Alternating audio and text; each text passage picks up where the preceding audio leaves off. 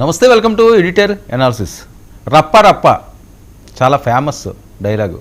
సరే, అది డైలాగ్ కాదు, అది స్లోగన్ లాగా మారిపోయిన నేపథ్యం. ఆ పోస్టర్లు ఏ ముహూర్తాన్ని పెట్టారో రప్ప రప్ప అనే అది ఇప్పటికీ కొనసాగుతుంది. సరే, ఇప్పుడు ఎందుకు ఈ టాపిక్ వచ్చింది? ఎప్పుడో రప్ప రప్ప అంటే ఏదైనా ఒక డైలాగు వచ్చినప్పుడు దాన్ని టైంకు అనుగుణంగా రప్ప రప్ప ఆడించేస్తుంటారు. ఇప్పుడు ఈ రప్ప రప్ప కామెంట్స్ మెగా బ్రదర్ నాగబాబు నోటి నుంచి వచ్చినాయి. రప్ప గురించి ఆయన వివరిస్తూ మళ్ళీ రప్ప అని మాట్లాడినా, రప్ప ఆలోచనలో ఉన్న గతంలో ఏమైందో తెలుసు కదా, ఇప్పుడున్న చాలా దారుణమైన పరిస్థితులు, ఇంతకంటే దారుణమైన పరిస్థితుల్లోకి దిగజారిపోతారు అని చెప్పి కొణిదెల నాగబాబు డైరెక్ట్గా జగన్మోహన్ రెడ్డి గారిని హిట్ చేసిన నేపథ్యం మనం చూస్తున్నాం. గత ఎన్నికల్లో వచ్చిన సీట్లు కూడా రావు, కూటమి 15 ఏళ్ళు కలిసి ఉంటుంది, వైసీపీ బెదిరింపులకు ఉడత ఊపులకు ఎవ్వరూ కూడా భయపడేది లేదు. జగన్మోహన్ రెడ్డి గారికి డైరెక్ట్గానే వార్నింగ్ ఇస్తున్న నాగబాబు గారు. మరి జగన్మోహన్ రెడ్డి గారికి ఇప్పుడంత డైరెక్ట్గా వార్నింగ్ ఇవ్వాల్సిన అవసరం ఏమొచ్చింది అంటే, ఆ లావిడిబాబు దినోత్సవం సందర్భంగా మాట్లాడుతున్నప్పుడు ఈ అంశం వచ్చింది. సో అసలు రప్ప ఎవరు చేస్తారో, అసలు ఎందుకు చేస్తారో, ప్రజాస్వామ్యంలో ఈ రప్పాలు ఏంటి, ఎవరిని నడికేస్తే ఎవరు ఊరుకుంటారు? సరే, ఎక్కడో దగ్గర పోస్టులు పెట్టుకున్నారు, వాళ్ళు భక్తిని చాటుకున్నారు, వాళ్ళ అభిమానాలు చాటుకున్నారు, ఇవన్నీ కూడా కొంతవరకు పర్వాలేదు. వేరే స్లోగన్లు పెట్టుకుంటే పొట్టేళ్ళు, తలల నరకరాలు, దీన్ని పెట్టుకుని ఎంత వైరల్ అయింది ఇది.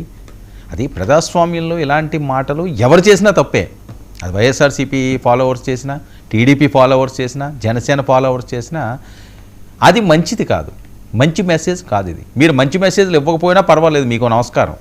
కానీ ఇలాంటి రెచ్చగొట్టే వ్యాఖ్యలు చేయొద్దు. సరే, ఎప్పుడో చేసిందని మళ్ళీ దాన్ని తిరిగి తోడడం కూడా మంచిది కాదు. మళ్ళీ ఇప్పుడు రప్ప అది వేరే వాళ్ళు మాట్లాడారనుకోండి, వేరే రకంగా ఉంటుంది. ఇంకా నాగబాబు గారు లాంటి వారు మాట్లాడారంటే దాన్ని విపరీతంగా ట్రోల్ చేస్తారు. ఇప్పుడు అదే వైరల్ అవుతున్న నేపథ్యం. ఎందుకంటే నాగబాబు గారికి ఏదో ప్రమోషన్ వస్తున్నదని చెప్పి హాట్గా న్యూస్ నడుస్తున్నది, వివిధ భేటీలు కూడా అవే సంకేతాలు ఇస్తున్నాయట.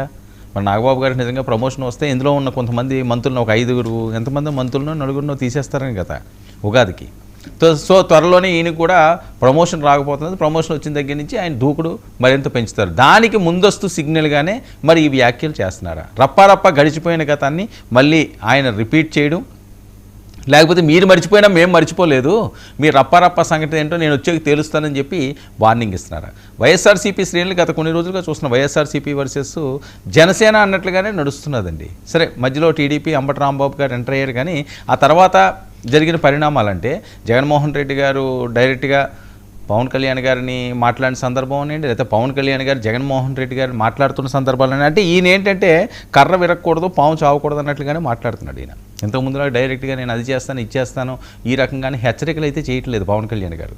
చాలా కూల్గా, సాఫీగా, ఎలాగా ఎక్కడ చెప్పాలో, ఎక్కడ నొక్కాలో అక్కడ నొక్కుతా మాట్లాడుతున్న నేపథ్యం. సో నాగబాబు గారిది ఏంటంటే ఆ పరిస్థితి ఉండదు. ఆయన ఆ టైంలో ఆ ఎమోషన్ ఏమొస్తే దాన్ని ఆయన ఓపెన్ చేసేస్తుంటాడు. సో ఆ టైంలో ఆ అంశం వచ్చింది, అంతే. రప్ప అనే అంశాన్ని ఆయన ప్రస్తావించడం. సరే, ఈ రప్ప అంశం వాళ్ళు వీళ్ళని బెదిరించడానికి పెట్టినా ఇంకా మేము 3 సంవత్సరాలు అధికారంలో ఉంటాము, రప్ప మీరు మొదలు పెట్టడానికి టైం పడుతుంది, మేము కంటిన్యూ చేయడానికి పెద్ద టైం పట్టదు దీన్ని కొనసాగించడానికి అనే విధంగా మరి మెగా బ్రదర్ చెప్తున్నారు. మెగా బ్రదర్ చాలా రోజుల తర్వాత ఎంత కాన్ఫిడెంట్గా వైసీపీ శ్రేణులు కావనివ్వండి, లేదా జగన్మోహన్ రెడ్డి గారికి కావనివ్వండి, ఇంత డైరెక్ట్ హిట్ ఇస్తున్నారు అంటే ఆల్రెడీ ఆయనకి ఏమైనా సిగ్నల్స్ అందినయ్యా, ప్రమోషన్కి రంగం సిద్ధమైందా? మరి నిజంగా ఆయన ప్రమోషన్ వచ్చి మంత్రి అయితే ఇంకా మరి ఎలాంటి రాజకీయ మంటలు ఉంటాయి అన్నది చాలా ఆసక్తికరంగా మారుతున్న నేపథ్యం. ఇక పవన్ కళ్యాణ్ గారు అవనివ్వండి, లేకపోతే నాగబాబు గారు అవనివ్వండి, వీళ్ళ నోటంటే ఏమైనా డైలాగులు వచ్చినా, మాటలు వచ్చినా ఒక ఊపేస్తారు జనసేన.